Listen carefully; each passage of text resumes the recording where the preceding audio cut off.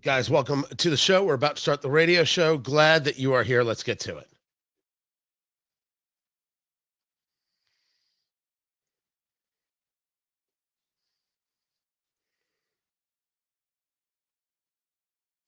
Our prayers are with you now and in the days to come. We'll be working very, very diligently in the days to come. We're here for you to wipe away the tears and to offer you our devotion, our love, and our support.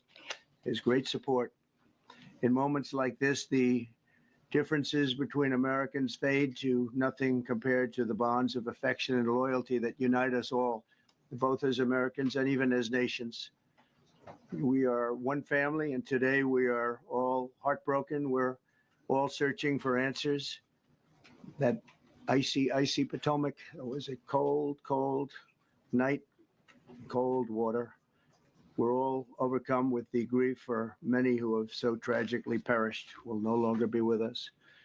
Together we take solace in the knowledge that their journey ended not in the cold waters of the Potomac, but in the warm embrace of a loving God.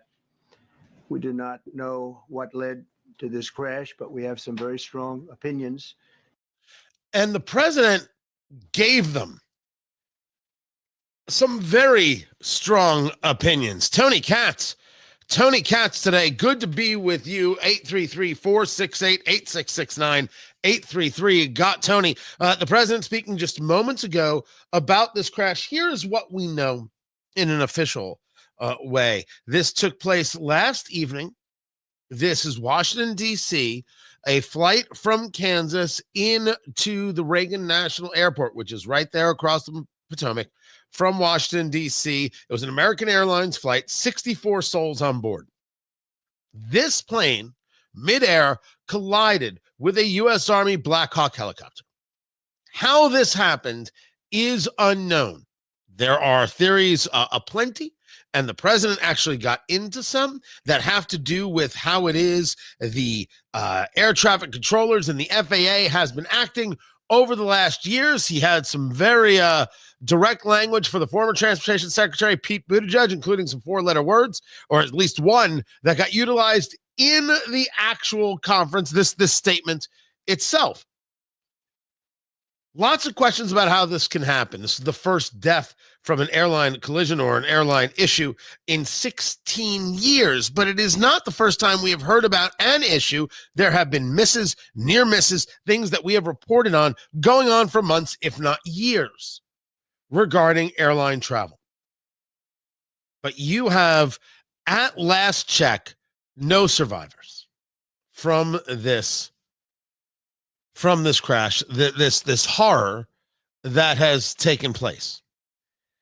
I'm going to share with you now what it is President Trump had to say. Earlier today, it was the Transportation Secretary, Sean Duffy, former congressman from Wisconsin, first day on the job. He got sworn in yesterday. At this stage, maybe he's been on the job for 24 hours.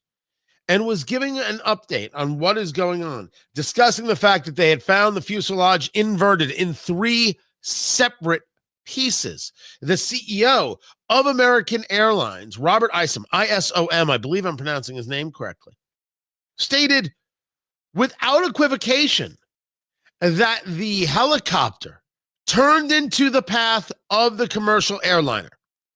Now, for those of you who might not know, and certainly a lot of people are learning things this morning, and a lot of people are going to declare themselves armchair experts at aviation. I'm not one of those people. Here's what I do know, that flying into Reagan National involves a tremendous amount of movement, a tremendous amount of activity.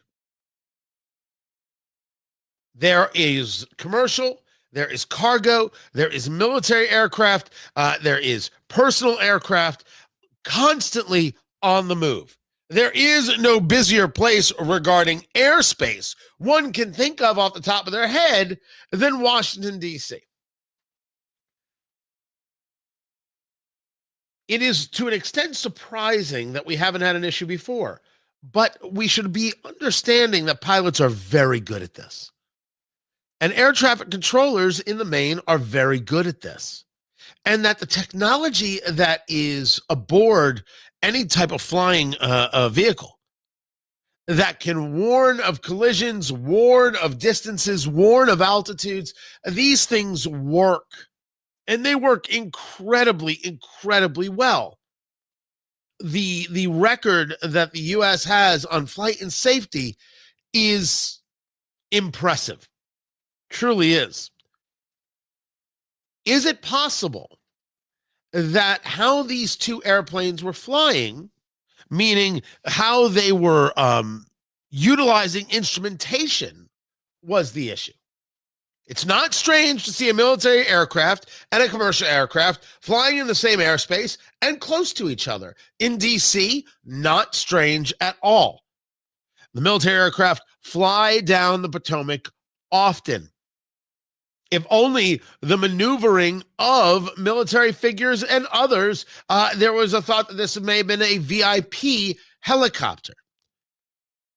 The aircraft that land in, you've got an airport that is surrounded by water on basically three sides. It's on the Virginia side of the Potomac. And there's all sorts of circling around. I've done it. You may have done it in all sorts of ways. This is not new that these things would be close to each other. But there's a question about how these things were flying in. Were they utilizing instrumentation or were they visual? Now, again, I do not claim an expertise when it comes to airline travel, when it comes to flying, how pilots work. But the difference is whether or not there was a utilization or a reliance on the instruments or a reliance on the visual. So if a plane is flying in and it's utilizing its instruments to be able to determine the runway, where they're going to, what the rate of descent is, etc. That's different than if you're engaged in something visually and you're taking a look at it, you're lining yourself up, etc. So if a vehicle is utilizing visual, not instrumentation, they're keeping their eyes open for all things. If you're using instrumentation, you may very well be keeping your eyes open doubly because you're relying on this thing, but there could be something around you. You're always keeping your eyes aware and alert. There's a reporting that says, and when you listen to the voices there from air traffic control on the radio communications, do you see the RJ? The RJ referring to regional jet, because this was a regional jet coming in from Kansas with aspiring members of the United States figure skating team and those training with them. It's a horror story, guys. And no matter who was on that plane, it's a horror story. So the question was to the helicopter, the U.S. Army Blackhawk Helicopter was, do you see the RJ? The regional jet. It is possible, based on analysis of people who are pilots who cover these things, that the helicopter may have very well thought the RJ, the regional jet, was the jet taking off from Reagan National Airport and not the one landing, which would lead one to wonder, why in the world were your eyes not open? This is where President Trump comes in with his press conference today. And right, he started angry, and then he started into DEI, and then he started into Buttigieg. It was unrelenting in this regard. Why in the world is this a DEI conversation? This is a DEI conversation because if indeed we are taking a look at air traffic control here, well, air traffic control certainly can be looked at. One of the things that we would see from air traffic control is how they engage the very concept of hiring. The very concept of hiring was shown in a video that they made where they wanted you to know, hey, we're hiring, and here's who we're hiring. Hi, I'm Brad Mims, Deputy Administrator at the Federal Aviation Administration. We are looking for the best and brightest to join us as air traffic controllers. We need a diverse group of air traffic controllers to bring distinct perspectives to handle the ever-changing aerospace landscape. I'm calling on students and alumni from HBCUs, Hispanic serving institutions, and tribal colleges to apply now to become air traffic controllers. I don't want anyone interested to miss out on this amazing career opportunity. Make sure you complete your full application during our application window. The short application window ends on May 8th. We need a diverse next generation air traffic workforce with people from all backgrounds. So apply now. I think it's very acceptable to say from that. It ends with the FAA.gov website. I think it's very acceptable to say from that there is a real push there, a real desire there for diversity. That seemed to be the goal. That seemed to be the focus, not in any way, shape, or form. Well, whether or not somebody has the skill set. You then go to some stories from the Washington Times, where there is this conversation about how they were hiring. For example,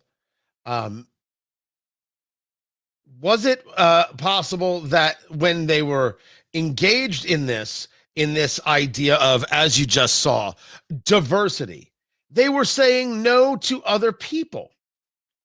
The Washington Times with an editorial flashback.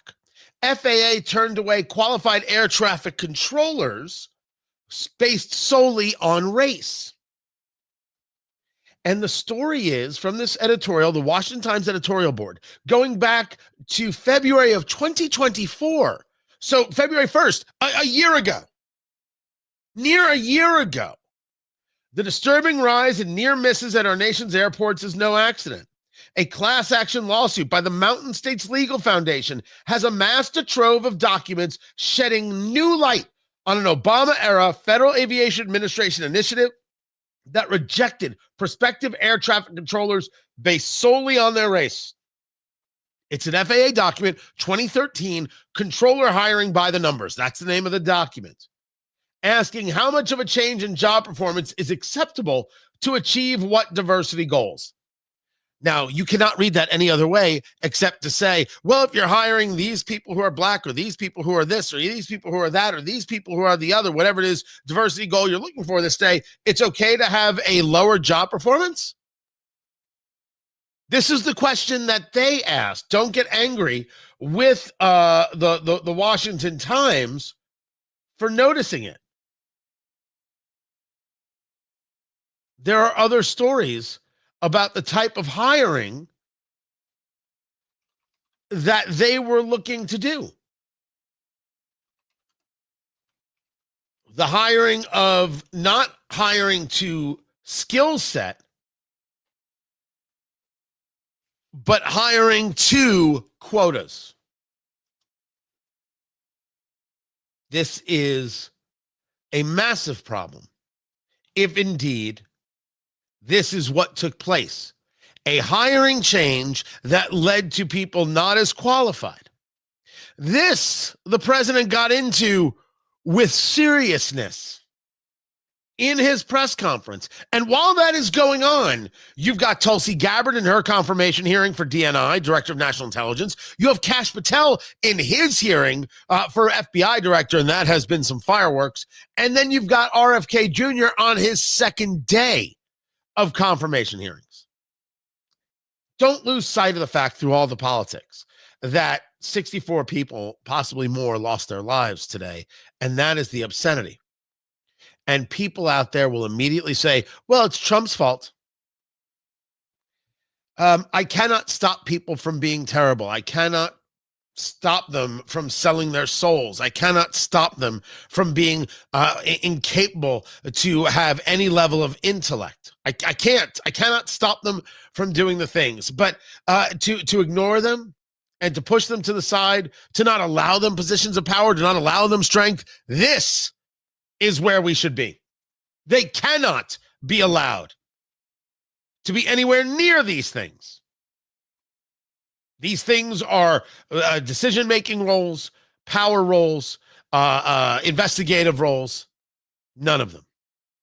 None of these things. If your first response is not, my God, their lives, but rather, my God, the politics, I don't know what to do. Trump in this press conference started with a moment of silence. He didn't even say hello, and then got into it. I will have his statement for you coming up. Keep it here. I'm Tony Katz. This is Tony Katz Today. Guys, good to be with you. Just suffering through a cold, so it's not you. It is me 1000%. And I'm already seeing some absolutely ignorant comments. A heartbreaking example of the incompetence of putting a former reality television personality in charge of 2.9 million people flying a day, and the incompetence of putting a former Fox News host in charge of military flights. John, I'm now going to just block you right out. You can't be that ignorant and be a part of what we do here. Sorry, you're not interesting, and you're not smart, and you're not bright, and it's a ridiculous thing to say. It's a ridiculous thing to say. Of course you know you're wrong. Of course you know you're awful. You know it. We all know it. My God, I think at this stage your kids might know it. This is what you do? You have no idea. You want to sit there and be angry at President Trump for prejudging the thing, and then here you are. Sean Duffy's been on the job for less than 24 hours. This is his fault? It's you can't be that dumb and be a part of my show. I got rules. I got standards. I don't just date anybody.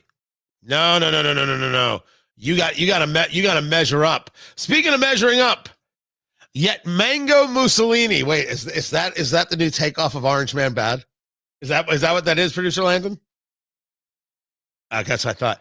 Has blamed DEI, Obama, Biden, and Buttigieg. He denied the fact that he fired the head of the TSA, Coast Guard, and other flight traffic security services personnel. Hold on a second. Little child. Never mind how wrong you are on some of these firings, but certainly changes were made. I agree. That happened in the last week. So in 1 week, that led to the death of 64 plus people. 1 week. You know you're silly, right? Yeah, I think we all know that you're silly. There's no room for you either. I just don't. I can't block because you come from Twitix. That would be great. And if you want people to be a regular person, Wendy, people can't be regular people. People can't be regular people. They have to be beyond outraged and beyond insane in their statements. Beyond insane in their statements. These are the new rules. You have already seen people saying, "Oh, Trump's been in office for a week. Look what's already happened." I don't have an answer to whether or not this is DEI, and I will play the president's statements for you. But I will say there's at least backup to the conversation. Right? 3 days ago, USA Today, FAA directed to halt diversity initiatives as Trump emphasizes merit-based hiring. That is a good thing. Which also makes us ask what exactly was being done in the hiring process prior. There are some people who are going to say that in and of itself is offensive. And to those people, you're wrong. Not only is it not offensive, it's extremely important. So we're coming back to the radio show. We will dig into that.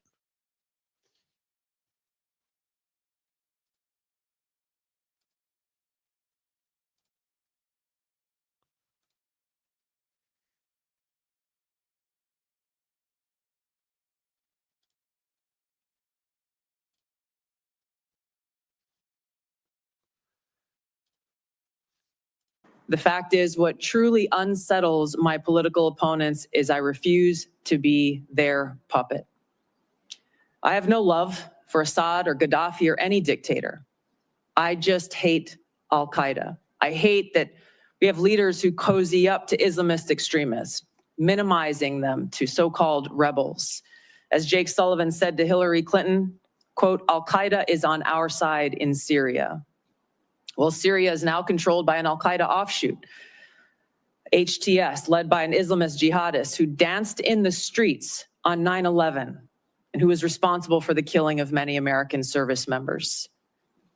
I think Tulsi Gabbard has performed admirably in this confirmation hearing, and I for one appreciate that there are some who question her. I thought that it would be the most sober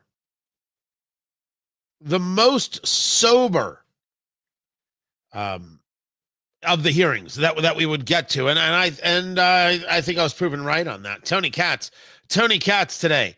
What I had caught early on was nothing but nothing. The only odd thing was Mark Warner, the senator from Virginia, asking her a question. She starts to answer it, and he immediately cuts her off, keeps her from answering, and then goes on a soliloquy. Like, what did you ask her for? What was the point of asking her? I think the people who want to claim that Tulsi Gabbard, the former congressman from Hawaii, is a Russian asset, that's gross. That is gross. I think that if you were to say, well, your take on Russia and Syria and war and Assad were wrong, well, that's based on history. I think that's fine to do. As a matter of fact, I would look at the person who questions that and be like, why would you question that? They're utilizing data. And I thought that this would be sober because I think people for her were not sure. I think she came across nonplussed, relaxed, aware. I mean, questions about Eric Snowden, questions about how we safeguard our national secrets, the importance of having national secrets, meaning it's okay to have them. These were all good questions. I didn't expect fireworks. I said this would be the most sober, but I thought it'd be a little more intense. It was much, much more subdued than I would have considered. As for the hearing of Kash Patel, well, that had some fireworks. That had some questions. I've got that for you. Plus, President Trump, his presser on a response reaction to this crash, this mid-air collision between the American Airlines regional jet and an Army Blackhawk helicopter. His conversation about DEI, why that came up. He's going to get pushback on that for sure, maybe getting over his skis before we have the data. That's all coming up. This is Tony Katz today.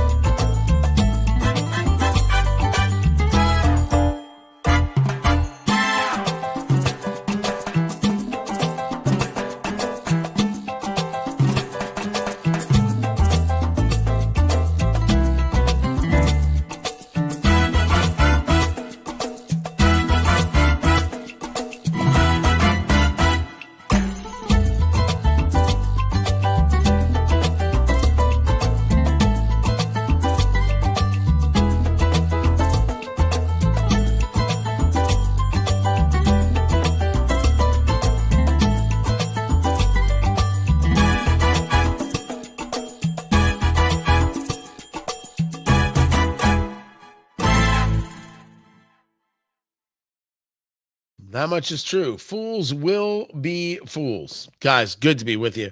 How I answered your question, I'm not blaming DEI. I'm saying what the president said and where his backup is in that conversation. But I think that towards the end of it, I think he did get a little over his skis. It wasn't necessary. I thought that he had control of the situation. He's been showing control of the situation. I didn't think he needed to go in the direction just yet. He could get there, though. However, I was left with, and I'll discuss this when we get back to the radio show as well. I was left with the idea that it's possible he knows more than they're telling us, and he's angry about it. I'm not saying that he should have said it, right? I can appreciate if someone's bothered that he did say it. I'm not telling you no. But I think that he knows something that we don't. And there are if there's one subject that has not been broached, I've got it, and I will share it with you about this whole thing that I would like to hear about. That I didn't hear anybody discuss in the actual presser and the questions that were asked from the president. But I'll tell you this: there's the president, the vice president, the Secretary of Defense, the Secretary of Transportation, right there. Ask me anything, I'll tell you. That's rare stuff. And as for the line about Pete Buttigieg was terrible. The idea that, oh my gosh, he got political on that, I'm not surprised by that one. If he's talking about issues with transportation and he's looking at the last guy, Pete Buttigieg was terrible at his job. Goes without saying. Let's now hear what the president had to say. Coming back to the show.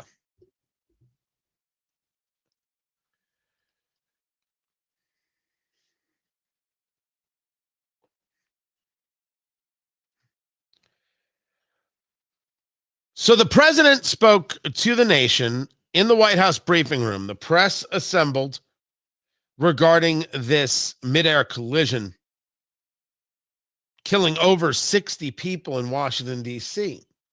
How in the world does this happen? And I think that the people asking that are of the most normal and the most natural. How? It's mind-boggling.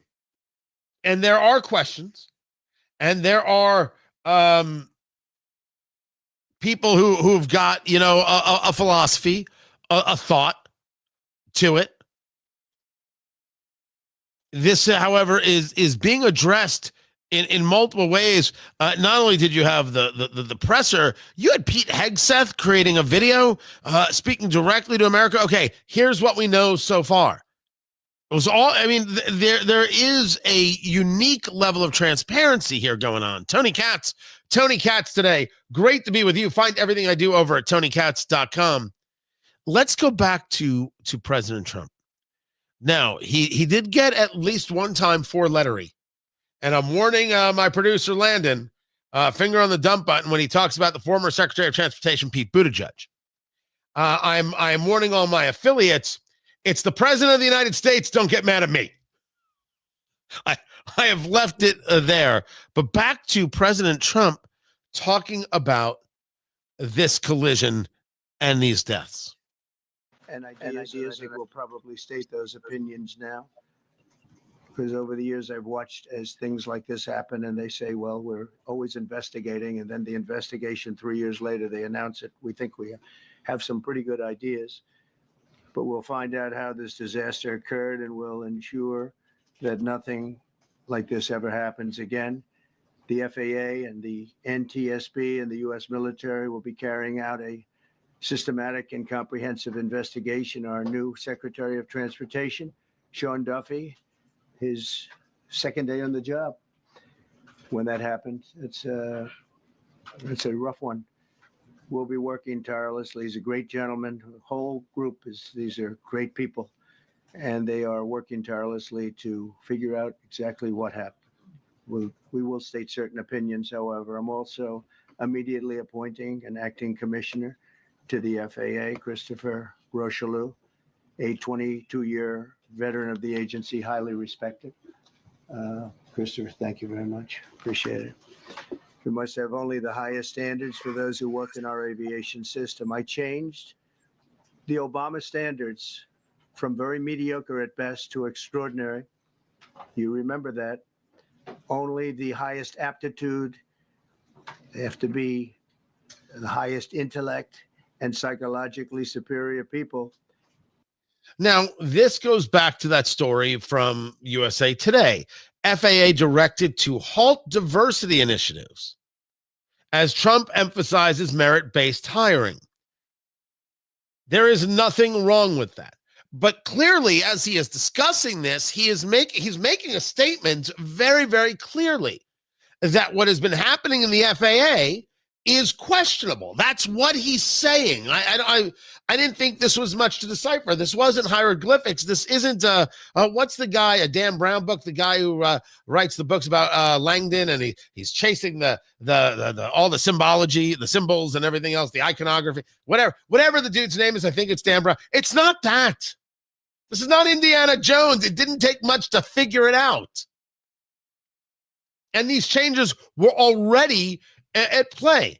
And the president went down this road. We're allowed to qualify for air traffic controllers. That was not so prior to getting there. When I arrived in 2016, I made that change very early on because I always felt this was a job that, and other jobs too, but this was a job that had to be superior intelligence. And we didn't really have that, and we had it.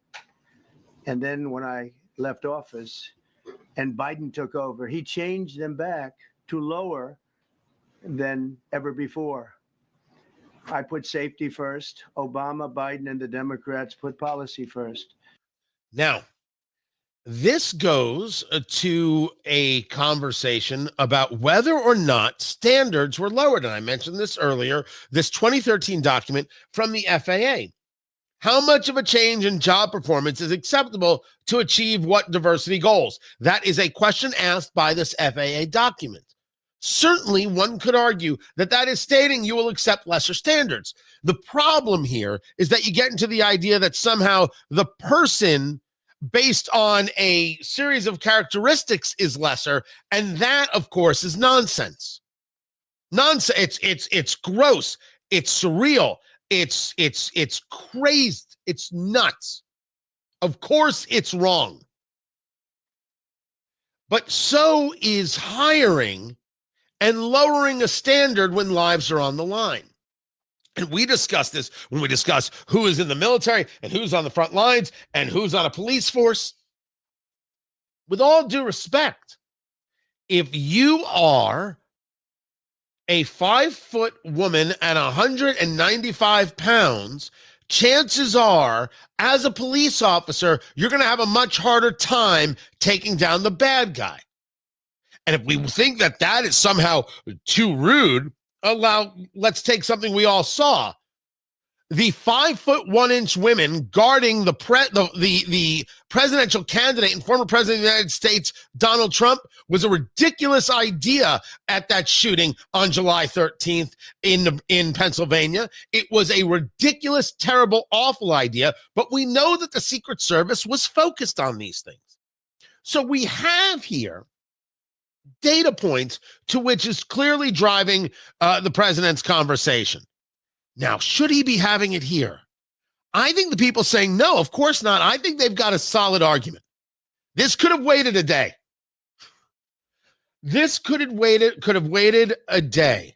However, I go back to, and I can get it if people are bothered by it, right? Don't politicize right away. First say we're looking, we're seeing, and wait for data, right? Because there's a question here that has not been answered yet that I will get to.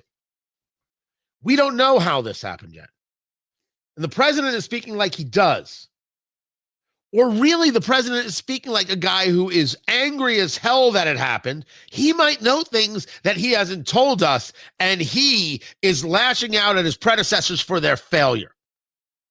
That's what this sounds like. And that's what comes. And they put politics at a level that nobody's ever seen, because this was the lowest level.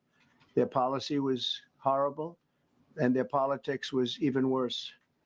So as you know, last week, long before the crash, I signed an executive order restoring our highest standards for air traffic controllers and other important jobs throughout the country. So it was very interesting. About a week ago, almost upon entering office, I signed something last week that was an executive order, very powerful, on restoring the highest standards of air traffic controllers and others, by the way. Then my administration will set the highest possible bar for aviation safety. We have to have our smartest people. It doesn't matter what they look like, how they speak, who they are. It matters intellect, talent, the word talent. They have to be talented, naturally talented geniuses. Making it very clear, although many people won't listen to that part of it and they'll just go about the rest. He doesn't care about the rest. He cares about whether you can do the job. Now, he's going to soon get into a conversation about Pete Buttigieg, and this is where I tell producer Landon, again, finger on the dump button, because Trump is not sparing any words. You can't have regular people doing that job. They won't be able to do it. But we'll restore faith in American air travel. I'll have more to say about that. I do want to point out that various articles that appeared prior to my entering office, and here's one. The FAA's diversity push includes focus on hiring people with severe intellectual and psychiatric disabilities. That is amazing. And then it says FAA says people with severe disabilities are most underrepresented segment of the workforce, and they want them in, and they want them, they can be air traffic controllers. I don't think so. This was in January 14th, so that was a week before I entered office. They put a big push to put diversity into the FAA's program. Then another article, the Federal Aviation Administration, this was before I got to office, recently, second term.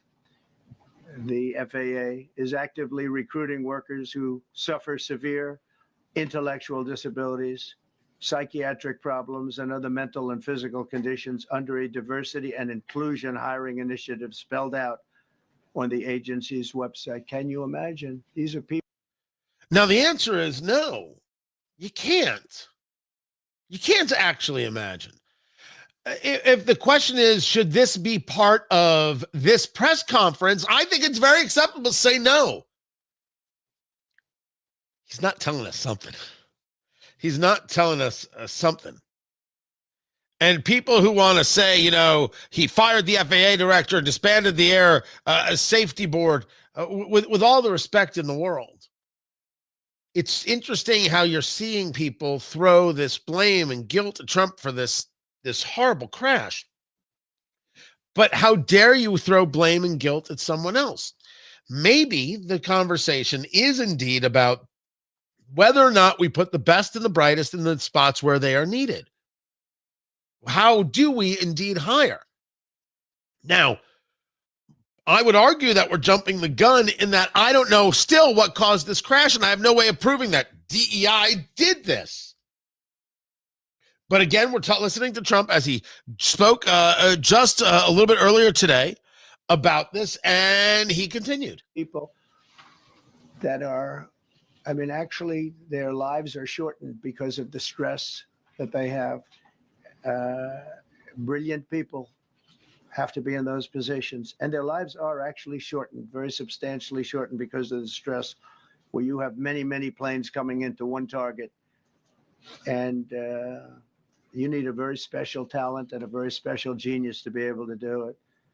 Targeted disabilities are those disabilities that the federal government, as a matter of policy, has identified for special emphasis in recruitment and hiring.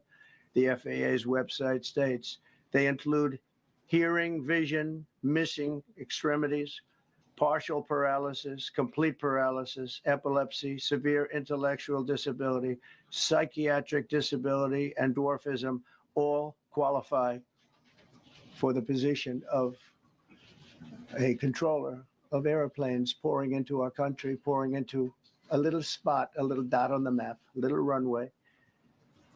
The The initiative is part of the FAA's diversity and inclusion hiring plan. Think of that. The initiative is part of the FAA's diversity and inclusion hiring plan, which says diversity is integral to achieving FAA's mission of ensuring safe and efficient travel. I don't think so. I think it's just the opposite. The FAA website shows that the agency's guidance on diversity hiring were last updated on March 23rd of 22. They wanted to make it even more so. And then I came in, and I assume maybe this is the reason. The FAA, which is overseen by Secretary Pete Buttigieg, a real winner. That guy's a real winner. Do you know how badly everything's run since he's run this Department of Transportation? He's a disaster. He was a disaster as a mayor. He ran his city into the ground, and he's a disaster now. He's just got a good line. Yeah, I edited that out. Transportation. I did it. Government agency charged with. I handled that. The hit on Pete Buttigieg. I don't mind any of this conversation.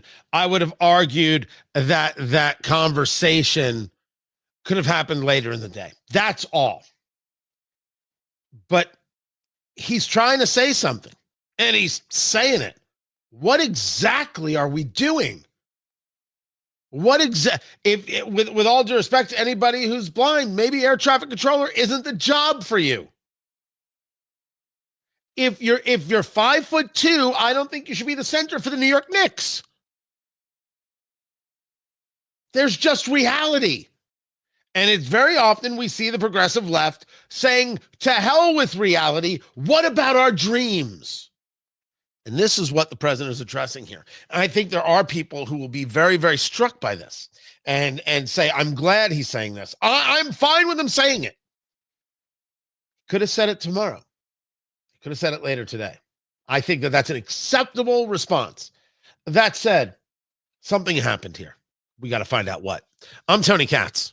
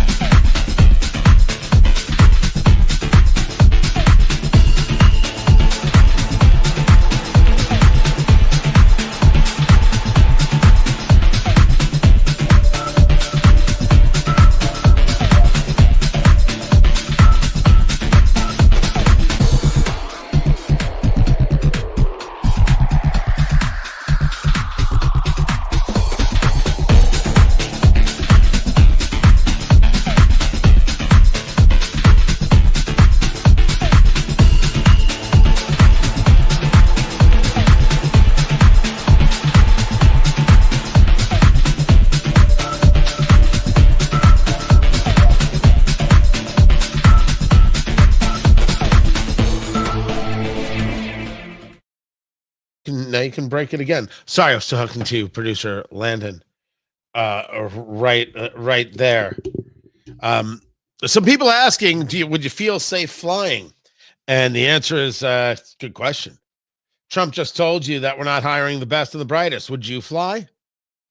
And he got asked that question. And it was like, yeah. Oh yeah, it's safe. I don't disagree that in the main it's safe. I don't disagree with that. Look at what we've seen. But we've also seen a lot of near misses and a lot of other issues. But certainly he's making a hard conversation for airline travel when he says, we've hired dopes. I'm surprised. I'm surprised some airline presidents haven't come out and say, are you out of your mind? Are you crazed?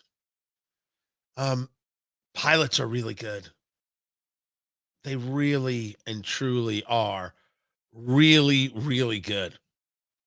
And people are going to say this is so disparaging. And you're going to see Pete Buttigieg on the news. This is so disparaging. Allow me. Pete Buttigieg was a terrible mayor. I think he's a terrible guy. I think his spouse is an absolutely horrific person. I think faking, look at us in a hospital bed. We just had children. You didn't give birth. You adopted Mazel Tov, by the way. But dear Lord, I think he's an ugly guy.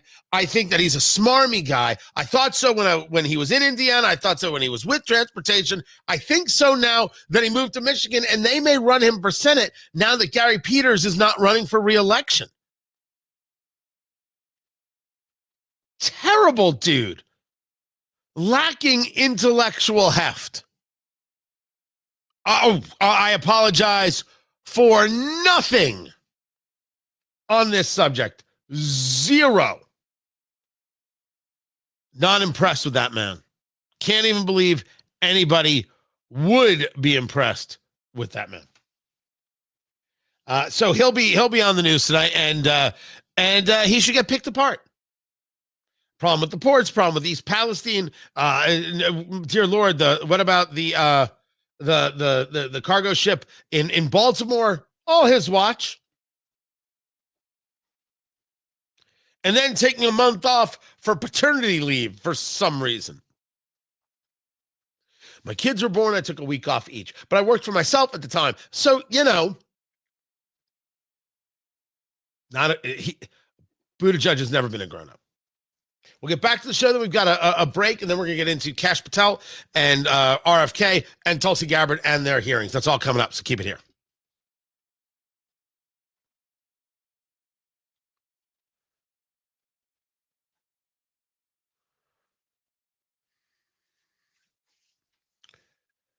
So you've got the confirmation hearing of Tulsi Gabbard, confirmation hearing of RFK Jr., the second day, the confirmation hearing of Kash Patel. The Kash Patel one has been explosive.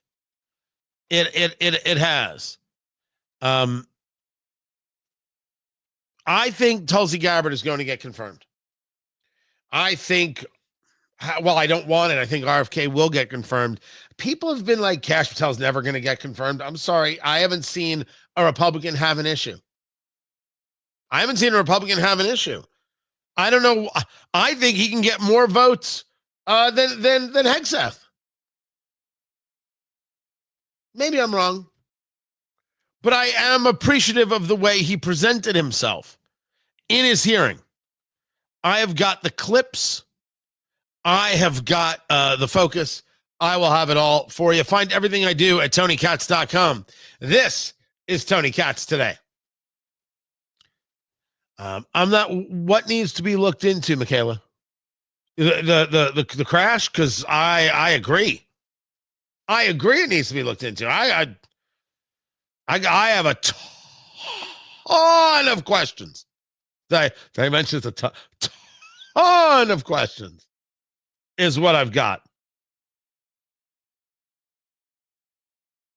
So with that, we'll take a little break because the radio show has a break right now, and then we'll get back to the show here, and we'll make it happen. You know what I need to create? We used to have some like old interviews and things. We'd put it in here, and it would kind of be like the break montage of stuff. Because I've got the RFK interview. Do I still have that anywhere up here? I don't know if I have it in here anymore. I have that cool piece.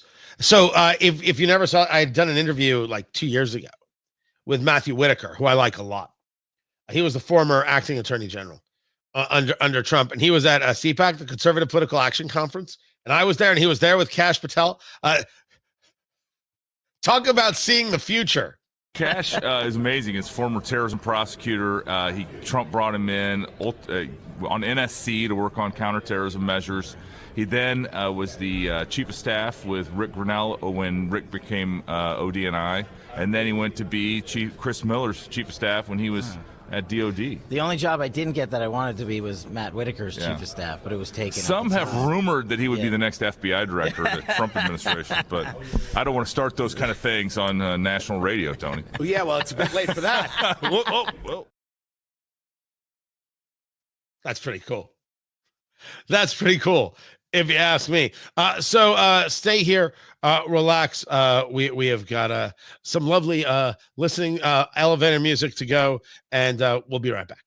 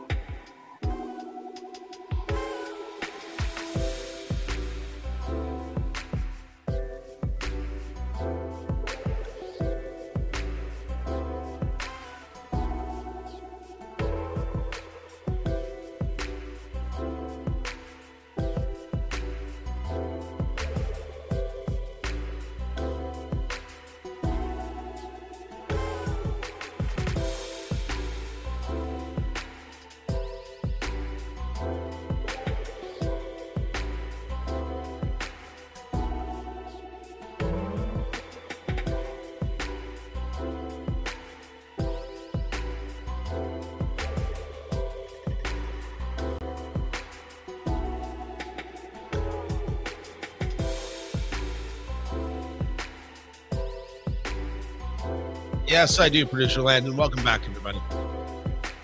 Can we just discuss what's going on with my hair right there? I should brush better.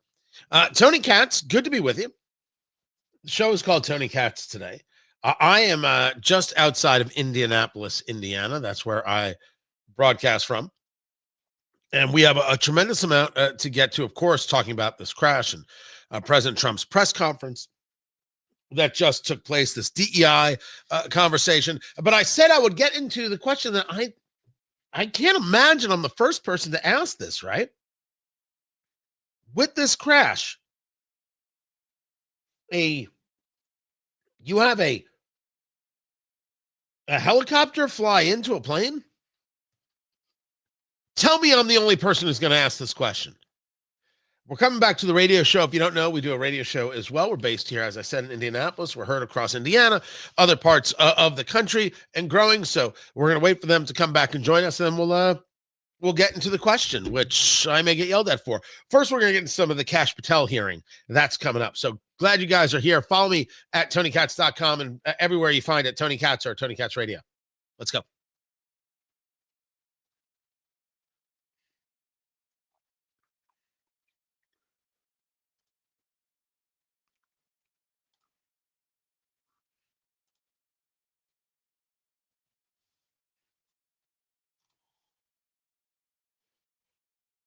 To 1,600 of these criminal defendants, many of whom violently assaulted our police in the Capitol. Senator, America will be safe when we don't have 200,000 drug overdoses in 2 years. America will be safe when we don't have 50 homicides in a day. So you just won't answer the question. I'm going to say, I don't think we're safer with Matthew Huddle was sent back to Indiana. I don't think we're safer with Peter Schwartz. I could go through a long list of individuals, some of who are wanted in states, members of this committee. Let me move to another topic if I can. Before you move to another topic, Dick Durbin, speaking with Kash Patel, who is the nominee for director of the FBI, Matthew Huddle, that name you just mentioned, was killed in Indiana after a back and forth with police. Just so you know, pardoned, and then was killed by police here in Indiana. Tony Katz Today. So good to be with you. 833-468-8669. 833-GOT-TONY. That's how you get to be a part of the show. Live streaming there on the YouTubes and at X, Facebook, Tony Katz Radio. I don't know, wherever else we are. Come by, say hello. Take a look. How's the lighting? Is the lighting good? Comments, talk, text, whatever it is you got to do. I'm taking it all today. Tony at TonyKatz.com. I'm taking every message that's out there. Happy to share it. The confirmation hearing of Kash Patel. It got exactly what you would expect. Kash Patel is unqualified. Kash Patel believes in the overthrow of the government. No question of his own service to the nation. Just Democrats so desperate to make everything about January 6th. Yeah. Tell me about your J6 choir. What is that? Well, it's not my choir. It's simply a recording that was utilized to raise funds for families in need of nonviolent offenders. Who sings on this recording? I don't know, Senator. What did you have to do with it? Simply to raise funds to assist families of nonviolent offenders whose kids needed college education payments and whose rent needed being paid. My understanding is that the performers on this J6 choir were the rioters who are in prison. I'm not aware of that, sir. I didn't have anything to do with the recording. You weren't aware of who made the recording? No, Senator. That's interesting. Did you receive any money for selling copies of that music or that recording? Absolutely not. Okay. You do have a foundation, though, do you not? I'm very proud of the Kash Foundation and the $1.3 million we've given to families in need across this country, including active duty service members, police officers, putting kids in college, and helping people in disaster relief areas rebuild their homes and their communities. Yeah, he's pretty good. He is pretty good. I I think I've been clear with you guys. I don't think there's any a question that January 6th is not the deal that they want it to be. January 6th does not move Americans. January 6th was a riot. It was not an insurrection. There could very well be people who should stay in jail, and I think it's very okay not to agree with all the pardons. I think that is absolutely not an issue. Have I said anything that you would consider to be wild? Then why is it wild when Kash Patel says it? So I guess my question is this. Was President Donald Trump wrong to give blanket clemency to the January 6th defendants? Thank you, Ranking Member. A couple of things on that. One, the power of the presidential pardon is just that, the president. Well, I concede he has the authority. I'm asking, was he wrong to do it? And as we discussed in our private meeting, Senator, I have always rejected any violence against law enforcement, and I have, including in that group, is specifically addressed any violence against law enforcement on January 6th. And I do not agree with the commutation of any sentence of any individual who committed violence against law enforcement. So do you think that America is safer because these 1,600 people have been given an opportunity to come out of serving their sentences and live in our communities again? Senator, I have not looked at all 1,600 individual cases. I have always advocated for imprisoning those that cause harm to our law enforcement and civilian communities.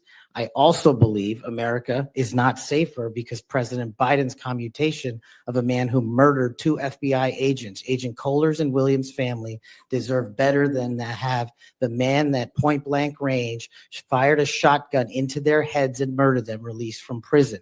So it goes both ways. Yeah, I like him a lot. I do. I thought that was very, very well handled. Some people might say, well, you didn't answer the question whether you think Trump is wrong. I can disagree with Trump on things. It doesn't mean that I throw him out. This is part of the issue. What are we discussing here?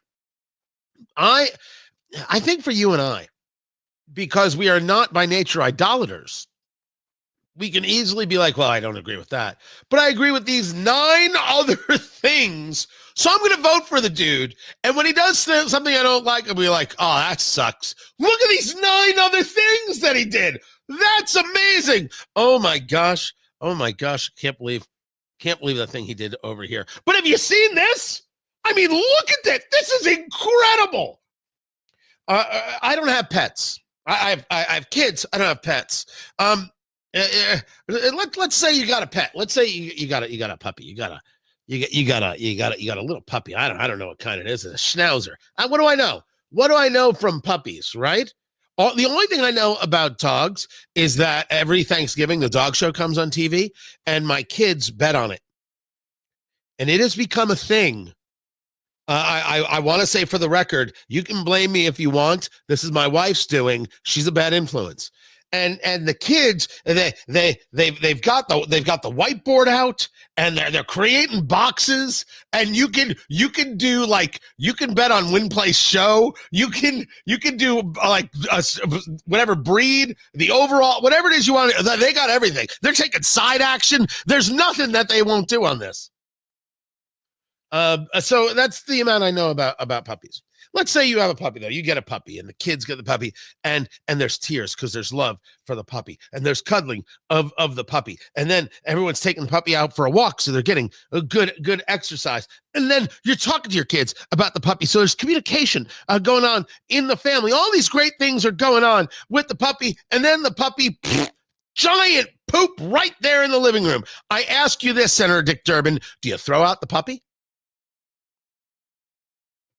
That is why people support Trump, because all the other things they're really in favor of. Sometimes giant turd in the middle of the floor. As opposed to Joe Biden, nothing but turds in the middle of the floor and nothing ever gets better. And then he walks right by and it's like, who did that? That looks like a great idea because he forgot that he did it the first time. Boom, drops another one. You know, sometimes you have to explain things in a way. You're with me on that. Disagreeing with Trump about all the pardons, I do. Maybe some people should not have been pardoned. I haven't gone through it on a case-by-case basis either. But if the question is, are we safer? Are we better off? Well, the system holds. The system must endure. And if you had people held because of January 6th, not able to see lawyers, not able to see doctors, in solitary confinement, not getting due process, I don't give a damn what they did. I rank the thing. And not giving an American due process is worse than what they did on January 6th. And for the people who disagree with that, I kind of wonder what they would agree to. I'm curious as to what they're all about, what moves them, what drives them. I'm curious. So Kash Patel, I think, handled himself very, very well in this hearing, and he got personal in these hearings also, and some things that I can't share on radio. I didn't get a chance to edit all that out. But I think that it went well. And speaking of this conversation regarding due process, Confirmed as the next FBI director, I will remain focused on the FBI's core mission. That is to investigate fully wherever there is a constitutional factual basis to do so, and to never make a prosecutorial decision that is solely the providence of the Department of Justice and the Attorney General. For the first 8 years after law school, I served as a public defender, first for Miami-Dade County and later for the Southern District of Florida. During that time, I represented some pretty awful human beings charged with some pretty heinous crimes.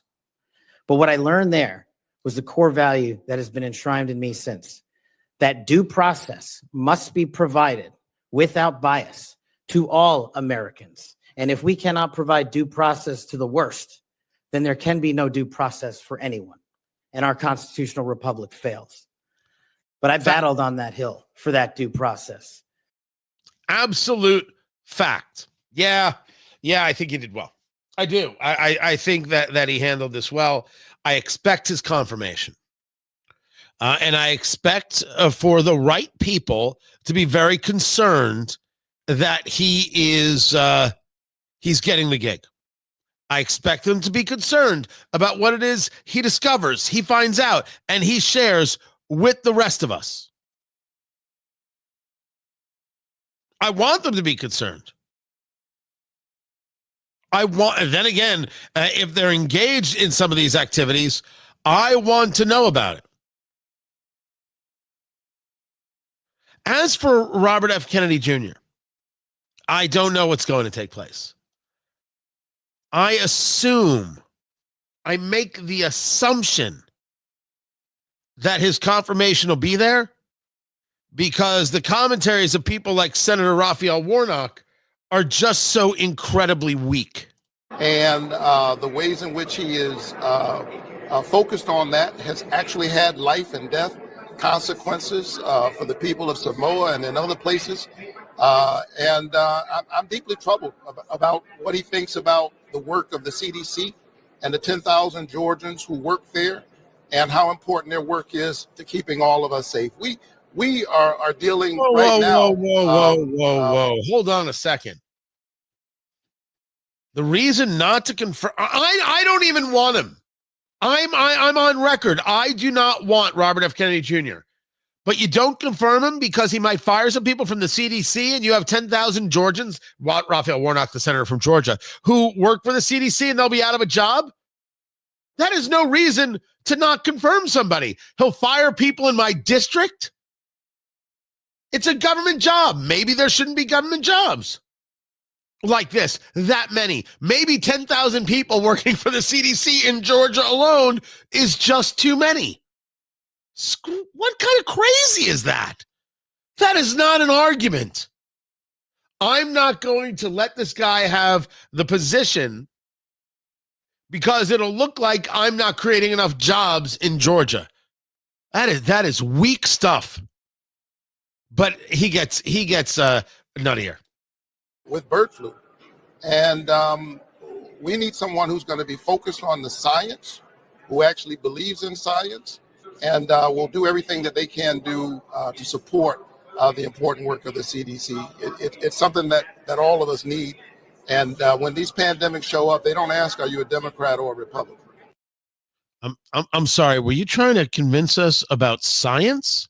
It's going to be focused on the science, who actually believes in science, and will. The CDC believes in science? When did this start? A mask will stop you from getting COVID. Total lie. And we knew it was a lie from the University of Waterloo studies. You should stay 6 feet apart from everybody. That way you don't get COVID. A total lie, a made-up number. They're going to tell us about science now? I don't want Robert F. Kennedy Jr. near this position. And I swear to you, these progressives are making me say, I can't wait to get my RFK HHS sweatshirt. I am going to wear that hoodie like it's my job. I'm going to put RFK on a pin and put it right on my jacket. I'm going to start wearing it on every TV hit I have. This is where these fools have gotten me.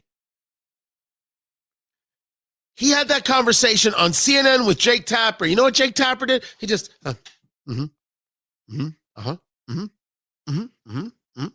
a second. I have to see if the paycheck cleared. It did. Okay. Continue. Hold on 1 second. I have to see if people actually bought my book. And yes, they did. Good God. So I don't want him. And by the way, I'm right to not want him, and I think everybody else is nuts. Just nuts. There's a whole line of thought going on out there in MAGA Twitter. If you don't support Robert F. Kennedy Jr., you favor sick kids. Listen to me, guys. We're all grown-ups. We agree about things, we disagree about things, we have a generalized philosophy, and we seem to be going in a lot of ways in the same direction. That's good. Some MAGA-loving, social media influencing twit wants to come out there and threaten you, saying, if you don't support, you're not this. Which part of kiss my ass do I get to say to you, and on what street corner do we get to do it? That's not how this works. If you don't support this, if you gave me 10 minutes, I can come up with a list of 10 people who could do the job instead of RFK Jr. Do I have to pick the guy who totally favored abortion and thought you should be in jail if you didn't believe in global warming? Could I please not have the guy who believes in wealth redistribution through changes in the tax code? I can get somebody else. Same things. Oh, it has to be RFK Jr. because Trump said, and therefore, every now and then Trump is wrong. You know how I know that that's true? Michael Cohen. My work here is done. Thank you, Cleveland. Good night. Gosh. Oh, don't let these people intimidate you. Tell them to kiss off. Look at how tough I am behind a keyboard. You will vote for who I say you will vote for. I am your master. The only thing you've gotten right is the master, which is probably the first part of what you're doing right now. More to come. I'm Tony Katz. This is Tony Katz Today. Tee-hee.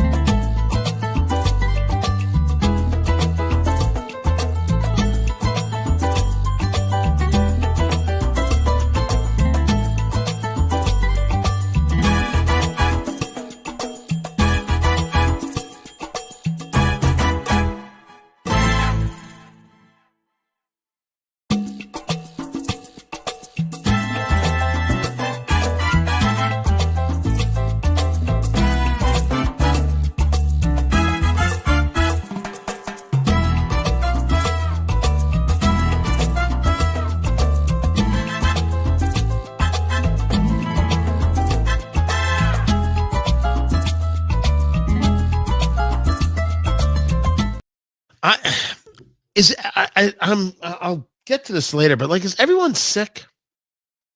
Everyone I know is sick, and I thought it was allergies. I don't know what the heck this is. I'm assuming it's just normal. It's winter, and RSV and colds, and by the way, add COVID to it. I'm not saying it's going to kill you, but I'm saying you could not feel well if you had it. Maybe that's it. I don't know. No, I'm not getting tested. Kind of silliness is that. Absolute silliness right there. I am happy to say that on April 17th, it is happening. I do these live events across Indiana. And my first one was took place there in November. 1 minute herd and fantastic time. Had an absolute ball with it. It was understanding the election in 3 bourbons, and it was fantastic. It was terrific. And so now we've got the next one, which is coming to a theater near you. Actually, this one won't be in a theater. It will be in an event space. That is coming on November 17th. Not November, I'm sorry. April 17th. And I cannot wait to bring it to you. That I'll bring to you in a moment. The show's coming back. Let's get to it.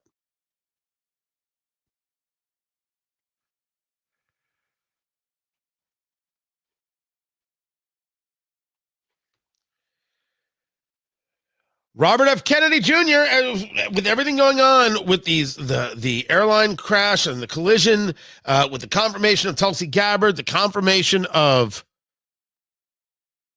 Kash Patel, you also have day 2 of the confirmation hearings with RFK. And in the conversation with Bernie Sanders, communist of Vermont, it got heated. I'm going to make America healthier than other countries in the world right now. Will you guarantee do what every other major country does? That's a simple question. And by the way, Bernie, the problem of corruption is not just in the federal agencies; it's in Congress. Hold on. It's a committee hearing to be confirmed, and RFK Jr. is calling him Bernie. Oh, that's fantastic. Huh. So almost all the members of this panel are accepting, including yourself, are accepting millions of dollars from the pharmaceutical industry. Oh, no, protecting their interests. Oh, I thought that would, no. I ran for president like you. I got millions and millions of contributions. They did not come from the executives, not one nickel of PAC money from the pharmaceutical industry. They came from workers. In 2020, you were the single largest because I had pharmaceutical money from workers all over this country. Workers, you were the single, not a nickel from corporate Bernie, PACs. you were the single. Oh, that's delicious. I'm Tony Katz. Oh, that's so good. How is that not? Look at Bernie's face right there. Holy mackerel. Should I let it finish? Yeah. The largest acceptor of pharmaceutical dollars. No, from workers in 1.5 million. Yeah, out of 200 million. All right, but you have not answered. Last question. You have last. Oh my. Oh, Bernie, you magnificent chump, you. He is a chump. He is. He is a communist for sure, and led a lot of young people down a dark road. You know, the Bernie bros and all those people who are with Bernie Sanders. To the extent that Bernie Sanders was like Trump in that regard, Well, yeah, it's like you look at these politicos and nobody is listening to you. And you're like, man, it would be great if somebody listened to me. And so when someone's listening to you and addressing what you think is important, you're like, my gosh, this is terrific. But Bernie could never do it on any other subject. Bernie's subject was the subject of the communist. The government should give you more. The government's not giving you enough. Rich people are in your way. We should do something about that. The problem with that argument, and you and I understood it quickly, and we wondered why it took others so long, because sometimes it does, is that if the argument is that rich people are the problem, you are now asking people to be contra their own desire. I don't argue that everyone desires to be rich. I argue that everyone desires to be comfortable. And that is different levels. And that is also very personal. And we live in a world of absolute personalization. Right now, you're watching this live stream. I don't know if you're watching it live or you're watching it later, or is it on a playlist that you curated, like your music, like your book selection? It's all outrageously personal. On a phone where you decided the cover and you decided the home screen. In a plan that you devised for yourself, what's best for you or your family or your business. In a personalized world, there's nothing personal about communism. There's something very unpersonal, very cold about communism. He couldn't sell the personal part of it. He could sell some connection piece on healthcare, let's say, but he couldn't sell the rest. Trump could sell it personally because he was selling, hey, yeah, you live your life. Well, I did it. You do it. Okay, you're not as smart as me, but you could try and go do your thing. All right. So it worked better. So in many ways, they're the same kind of personality type. It's just Trump has a better product to sell. Right? It's like Andrew Breitbart saying, if you can't sell liberty, you suck. I'm pretty sure that was Andrew's line. Terrific. Meanwhile, we're going to get into this plane crash, and I'm going to give a theory. That is all coming up. And make sure you like on Twitter at Tony Katz, Facebook Tony Katz Radio, Instagram Tony Katz, and follow on YouTube and Rumble Tony Katz. Do that right now. Let's bring it back, Landon.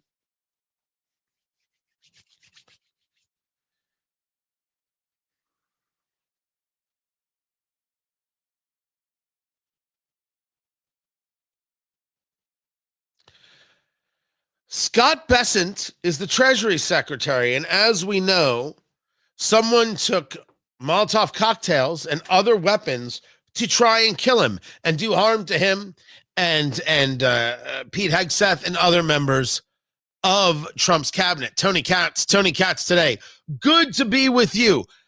This story got zero coverage, just like they refused to cover all the threats against then nominee, Supreme Court Justice nominee Brett Kavanaugh.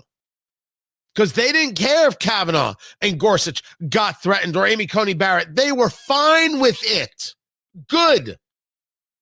They're fine with this as well. Remember, we have a media that doesn't actually cover all things the same. The story here is that the assassin is a trans woman, as reported by the Post Millennial, on a mission like Luigi Mangione. Who's that? Oh, that's the guy who killed the healthcare CEO right there in broad daylight. And the political left was like, oh, that's terrific. Oh, he deserved it. Now everyone's going to get serious about healthcare. I'm so glad he shot that guy. Oh, thank goodness for guns. Don't tell anybody I said that. Hooray, guns. That's wonderful. These sick, twisted, awful people.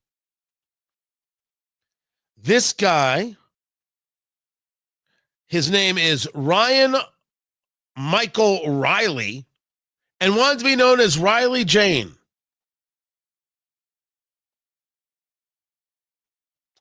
Okay. Intending to kill Scott Bessent and put on a note You must understand, I can feel myself dying slowly because of my heart. This is terrible, but I can't do nothing while Nazis kill my sisters. Blank them for punishing us so far. A discussion of the mental disorder of transgenderism is in order. For the people who say you can't say that, of course you can. And I would argue a bit further that you should. Also, men are not women and women are not men. And when people are trying to kill members of Trump's cabinet, don't forget, this is what a lot of cable news networks and a lot of online folk have been desperate for. This call for a lone wolf. That isn't what has been happening from MSNBC and people on CNN and other places. This is my take on what's been happening. Threat to democracy. Democracy will be over. We can't live like this. He's attacking this group. He's killing that group. He'll destroy this. He'll be a dictator on day one. Well, Trump said that. You don't know what a joke is? You don't know sometimes he's just trolling you and you fall for it? Dear Lord. Sometimes you're supposed to ignore your little brother when they're bothering you. Just ignore them. Believe them? Kooky. Kooky. I want to get back to this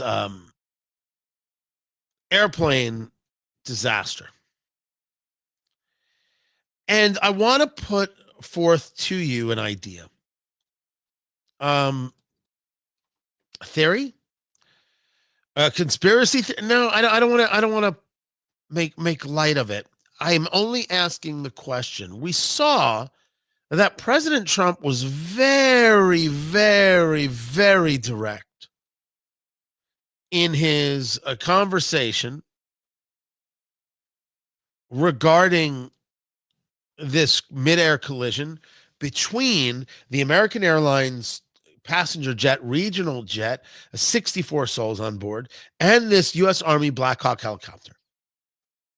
And he got into a whole conversation about DEI and the things that were done by the Obama administration, the Biden administration, the former Transportation Secretary Pete Buttigieg about, we want to hire this kind of person, we want to hire that kind of person, we want diversity here and important of diversity there, and common conversations that I found reporting a year ago discussing this. Can we lower standards to get the right diversity count? That's an insane thought. And I think it is very okay to say, this did not have to be discussed today. You could have discussed that tomorrow. We'd like to know what happened. How did the actual crash take place? Caitlin Collins over there at CNN, she's in the press briefing room. And she asked Trump about this. Aren't you like prejudging a bit? We don't even yet know the names of the 67 people who were killed, and you are blaming Democrats and DEI policies and air traffic control and seemingly the member of the U.S. military who was flying that Blackhawk helicopter. Don't you think you're getting ahead of the investigation right now? No, I don't think so at all. I don't think with the names of the people, you mean the names of the people that are on the plane, you think that's going to make a difference? Does it comfort their families? They to are hear you a blaming group of DEI people that have policies? lost their lives. If you want a list of the names, we can give you that. We'll be giving that very soon. We're in coordination with American Airlines. We're in coordination very strongly, obviously, with the military. But I think that's not a very smart question. But are you I'm blaming, surprised coming from you. Are you blaming your He's going at Caitlin Collins. I mean, what else did you expect? Was he prejudging? Was he putting the cart before the horse? A little bit. It's not that he doesn't have a data point, the president. It's that I don't know if that was the spot for it. It could have happened later today. It could have happened tomorrow. This was this is a horror. We're going to find out what happened. We're going to fix that. We're going to be better than ever, stronger than ever, etc. Right? Here's what we know so far. Here it is. And I stated earlier, and I believe this true, man, he was told something, shown something that made him go down this road. I asked myself a question after seeing this and getting into this a little bit. Watching what happened, this Blackhawk helicopter basically flying into the flight path of this commercial airliner. These airplanes, these flights, these pilots utilize these routes all the time. and military aircraft and commercial aircraft fly all the time in the same spaces, in the same airspace in Washington, D.C. If you've flown into D.C., you've seen it. If you lived in D.C., like I did for a few years, you've seen it. It's all over the place. It's super busy, and it's super impressive. But you see from this that like there seems to be no awareness from this Blackhawk. None. If indeed it was flying in a way that it was relying solely on instrumentation, they should have been looking all around for another plane. They should have been looking all around them. Were they truly confused by the idea of air traffic control asking, do you see the RJ? Meaning the regional jet, and the Blackhawk saying yes. But they were looking at a flight taking off from from Ronald Reagan Airport, and not the one that was landing at RFK. I keep saying RFK and JFK. I apologize. Reagan National Airport. They didn't see the plane coming in for a landing. That's surprising. That's almost shocking. And a real question of whether or not somebody failed at their task on the military side, which is where I want a whole bunch of this investigation. I am not arguing that there is an issue regarding air traffic control, the FAA, all government institutions, and DEI, that they are focused on the wrong things. We've discussed this many times. I'm more than willing to talk about it now. But in the question that I don't see anybody asking regarding this midair collision, allow me. I'm not trying to be conspiratorial. I want to know if it will be investigated, and when will we be assured that it was it terrorism? That's not in the realm. Somehow I'm wrong to bring that up. Was it terrorism? A Blackhawk flies into the path of a commercial flight. It's not. I with all due respect, I'm not willing to just dismiss that out of hand. And I am not trying to, I see this comment here from Chris. I'm not trying to put it as a conspiracy theory. I'm saying it has to be one of the things discussed, and if it can be dismissed. I'm not saying that I won't believe the answer. That's when you get into conspiracy. I am saying that we have seen enough. If only Fort Hood, we have seen things happen on U.S. Army bases. We've seen things happen with U.S. Army personnel, 14 people dead in New Orleans from a guy who served in the U.S. military. It is an acceptable question. Because if we are to believe that the FAA, air traffic controllers, woke this, woke that, and diversity this, diversity that, it didn't happen in our military?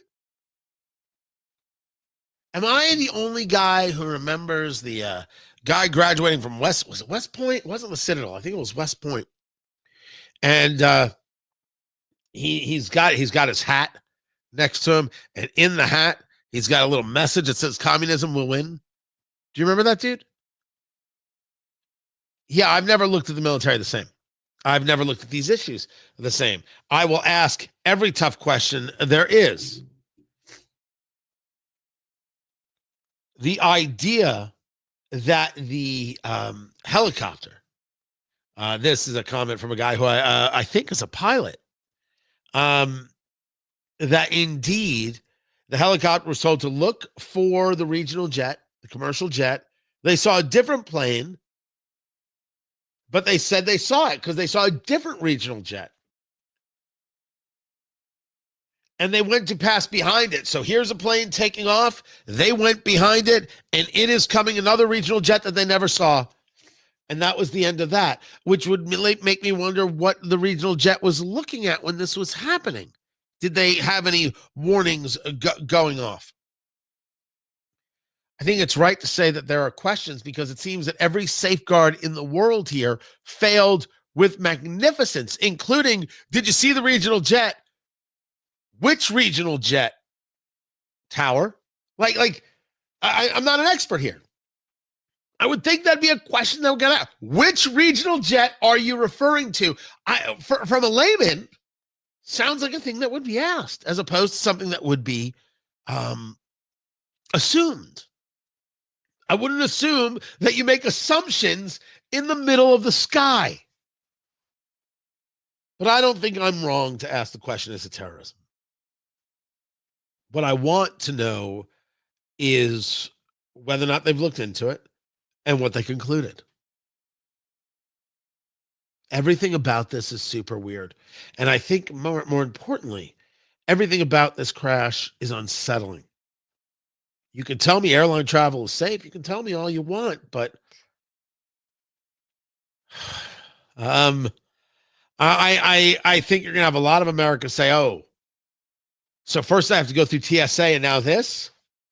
I'll drive. Thank you very much. I'm Tony Katz. This is Tony Katz Today.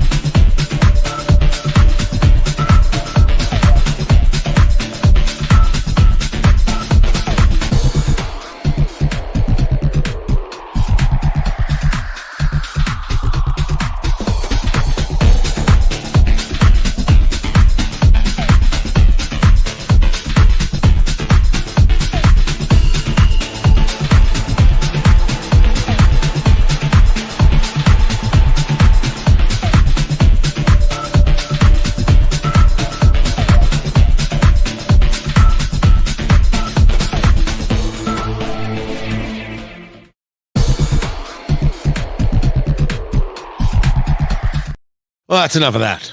Guys, good to be with you. Tony Katz. Tony Katz Today, that's the name of the show. You know what's weird? I think I have been all show like something is off. I can't figure out what it is. And I think the answer is I bumped my camera, right? Because this is like the natural position, but like, don't I look like I'm at an angle? I don't look straight. Like, so I got to move that. I think that's what happened. I think that's what happened. I was doing I forget what I was doing. I was getting ready for a TV hit. I'll be on Newsmax a little bit later today. Like right around 3:00, like right as the show is ending. I'm doing it, and all of a sudden the camera goes dead.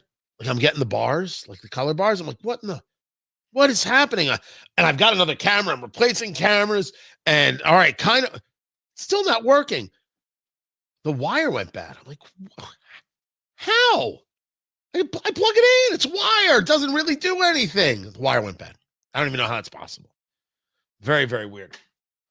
But the importance of having backups. 2 is 1 and 1 is none. Thank you, Greg Papa G right there. 2 is 1 and 1 is none. You got to have the backups. Got to have it. It's like the idea of being late. Early is on time and on time is late. That is it. That is absolutely it. So there it is right there. Shout out indeed. So a couple more things to get to, and don't forget to subscribe and like in all of the places. So on YouTube, it's Tony Katz, and Rumble, it's Tony Katz. Facebook, Tony Katz Radio. Instagram and TwitX is Tony Katz. Now, I also stream to LinkedIn. And if you're like, why in the world do you stream to LinkedIn? I don't know. I figure those business people need a little entertainment. That is mostly it. Then there's this. There it is. Trump, the first 100 days in 3 bourbons, April 17th, 2025. This is taking place in a city called Kokomo. And people in Indiana are going to be like, you're going to Kokomo? I'm like, hell yeah, I am.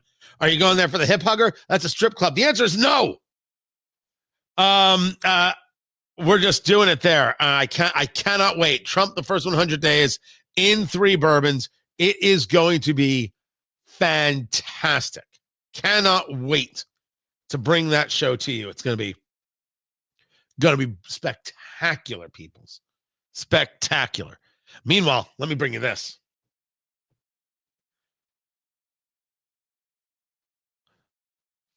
So 3 hearings going on today. Kash Patel for FBI director. You've got Tulsi Gabbard for director of national intelligence. And the second day of hearings for Robert F. Kennedy to be the Secretary of Health and Human Services. And Rand Paul, the senator from Kentucky, has thoughts. It's not science. And so every person with a bit of common sense, even people who don't resist vaccines. I vaccinated all my kids. I believe vaccines are one of the modern miracles beyond all pale. The Speckled Monster is a great book about the introduction of the smallpox vaccine in 1720 into our country. All miracles.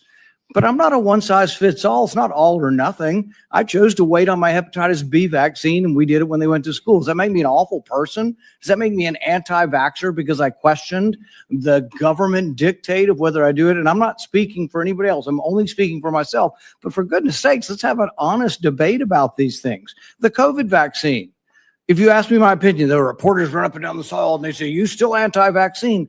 No, I'm pro-vaccine. But on the COVID vaccine, and on the COVID illness, there was a 1,000-fold or more difference between the elderly and children. If you don't acknowledge that, you're committing malpractice. You're showing your ignorance. If you say a 6-month-old must be mandated to get it, the science is not there. So all this blather about the science says this and the science says that, no, it doesn't.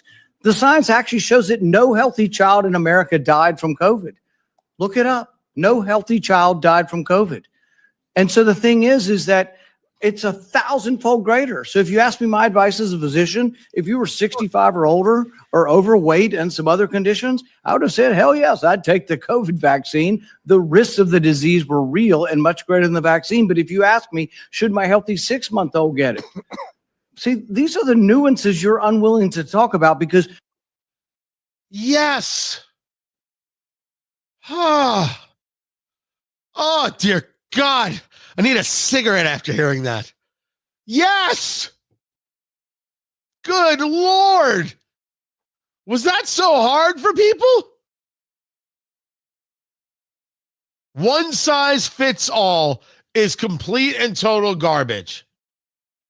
Good work from Senator Rand Paul.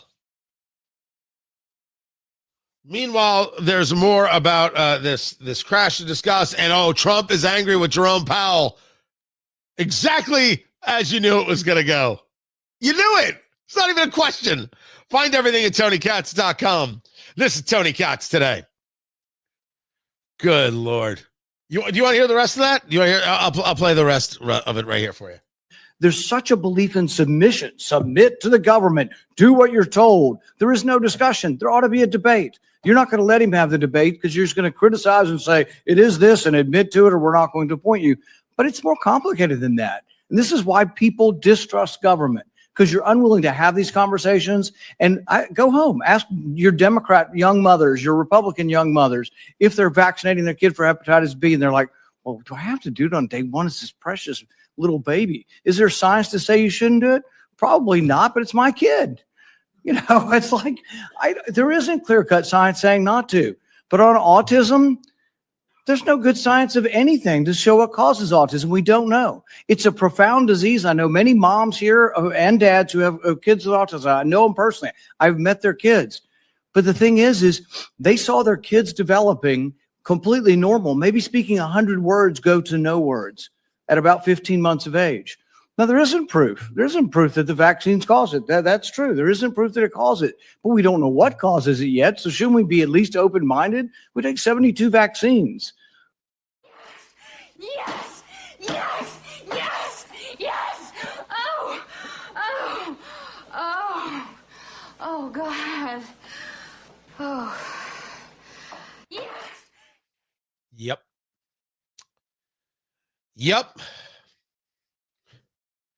God, who knew being rational would take so much damn work? Guys, I appreciate you, and I appreciate you being here. I'm glad I can bring some of these things to you. Like, subscribe, follow, do all the things. I'd love to have you as a part of what we're building and what we're growing. Love seeing the numbers and love seeing you guys here. I'll be back tomorrow at noon, hopefully in a condition to have a cigar again. That would be nice. Twittix and Instagram, Tony Katz, Facebook, Tony Katz Radio, and Rumble and YouTube, Tony Katz. Follow me there if you would. I appreciate it, guys. I will catch you tomorrow. Take care.